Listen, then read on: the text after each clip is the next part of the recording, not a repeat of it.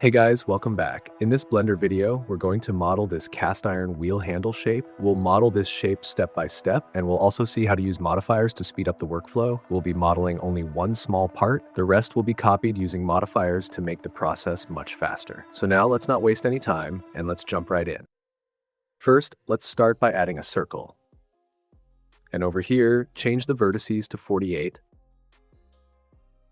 Now over here you can see there are 8 ridges on the outer side, and in the middle there are 4 bars connecting to the center. I chose 48 because it is a multiple of both 8 and 4. This makes everything line up perfectly, so the model stays even. Also, with 48 we get more geometry to work with, so we'll start with that.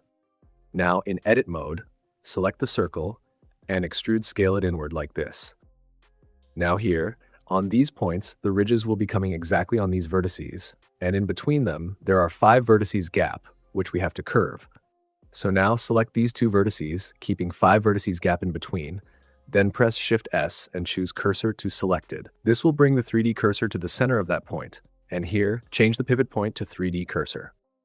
Now select these middle 5 vertices as well, and then press S, Y, -1. This will flip them, and we'll get that curve. Now bring the 3D cursor back to the center, then select this full outer edge loop and make this vertex active.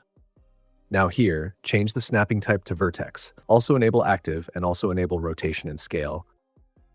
Now rotate this and snap it with the center vertex. It will snap with the active vertex. Here, delete these middle faces like this. We don't want that. Delete all the other side parts too. We'll only work on this small part. The rest we'll create using copies. Now to copy this all around, first, let's add a mirror modifier to mirror it on the other side. Then, to copy this all around, we can add an array modifier. At first, it will not add copies in a circle, it will be in a straight line.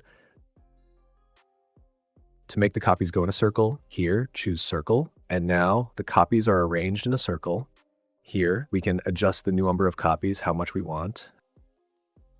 And also make sure you enable merge so the points merge properly.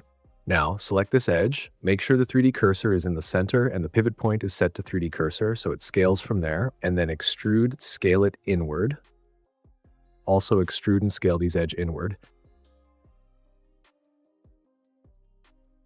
Now this part is slightly above, so let's move this up a little. Now this part is not completely flat, it is slightly slanted as you can see. So let's do that like this by moving this edge slightly down. Let's slide this edge a little. This part is too sharp, so let's move this in a little. Now select everything and then let's extrude it down to give it some thickness. Now this bottom part is slightly slanting inward. Deselect these outer faces. Now with these bottom faces selected, let's scale them inward. So this part becomes slightly slanted. Okay, so this looks good. Now we'll see how to add the outer bumpy ridges. So for that, first select both of these faces, then go over here and choose Bridge Edge Loops. Here, after we adjust the number of cuts, we get that shape. And here, we can adjust the height however we want. So adjust this nicely and get it right.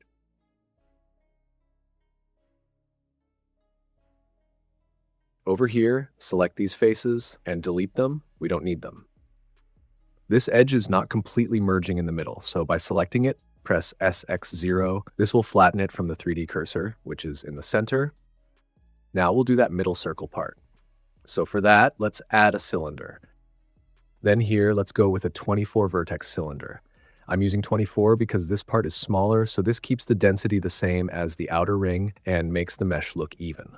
Now here, just position this cylinder properly. Now we'll do the 4 bars that you can see. So for that, select and extrude this face outward down. Here first, make sure the pivot point is set to median point. Now press SZ0 to flatten this. Add a cut in the middle here. Select the bottom face of the cylinder, move it up, and snap it here to line it up properly with it. And the same way, select the top face, move it down and snap it here to line it up. Extrude this up a little, then extrude this down a little. Now select both of these faces over here, and after that, choose Bridge Edge Loops. delete these interfaces here, Now here we'll do the square hole in the center. So for that, first select this face. After that, inset inward. Then again, inset inward. Now with the knife tool, add cuts like this all around. Then delete this middle face, select this edge loop, and dissolve it too. And we get the hole in the center. Delete this bottom face, then select the top faces. First, make sure auto merge is turned on. Then duplicate this, move it down, and snap it at the bottom. Then select both of these edges. After that, use bridge edge loops to fill this here. Add 2 loop cuts here. Now here we can delete these side parts. We only want this small part here. The rest we can use the modifier to copy. Now after activating the modifier, we get that.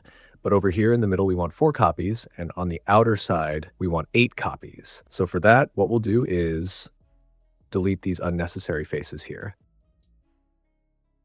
Now select this full part here. Deselect these bottom faces. Make the pivot point 3D cursor. And with the 3D cursor in the center, duplicate this. Turn off auto merge so it doesn't merge. Then press SX -1 to flip this. Then make this vertex active. Then rotate this and snap it here. Make sure auto merge is turned on and then snap here. Fill this hole. Now we'll get those copies correctly.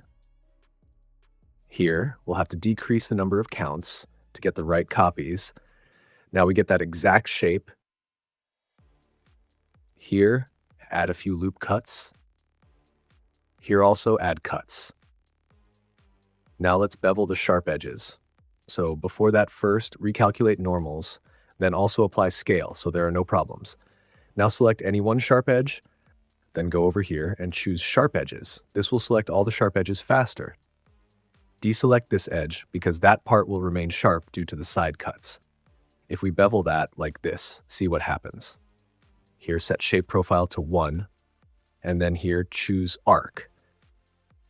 Now we could connect these arc vertices like this.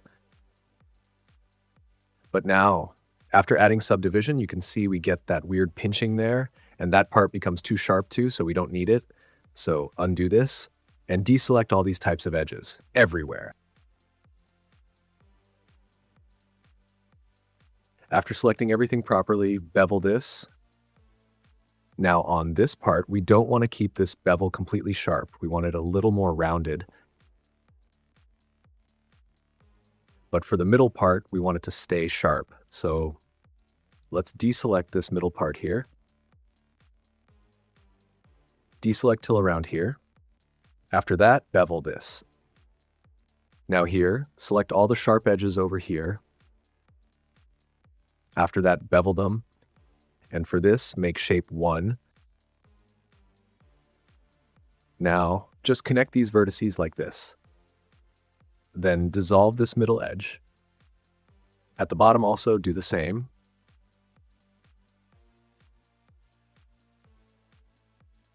Let's snap these vertices with this to line them up correctly.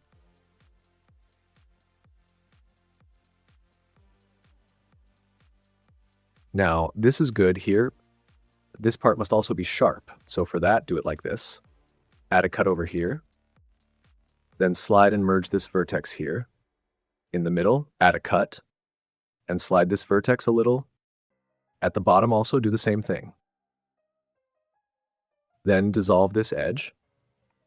And now this is fine. Now, after activating subdivision, you can see this looks good. Also, shade smooth this.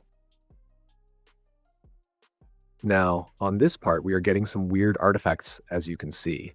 So to fix that, what we can do is, first, select these faces of that area.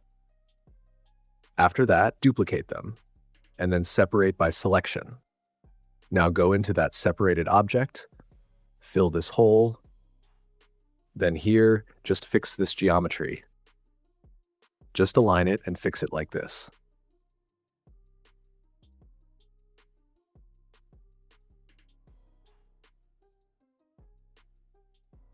Once that's done, just hide this part and keep it aside, which we will use as a target.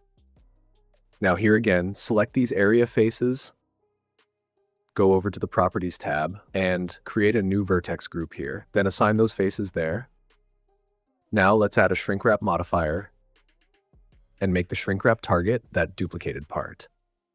At first, it will apply to the entire mesh, but we want it only on those faces. So select that vertex group, and now it will apply only there. Now, after activating subdivision, here this looks fine and the artifact is gone. And here, when we switch it on and off, you can clearly see the difference. Now here, connect all these arc corner parts wherever they are, like this, which we didn't connect earlier. Here, add a cut like this. Then connect the arc part. All right, so we are done modeling this shape, and we covered different steps in this process, and hope you learned something. If you found the video helpful, don't forget to like, share, and subscribe, and also comment down and give your feedback. So thanks for watching. I'll see you in the next one.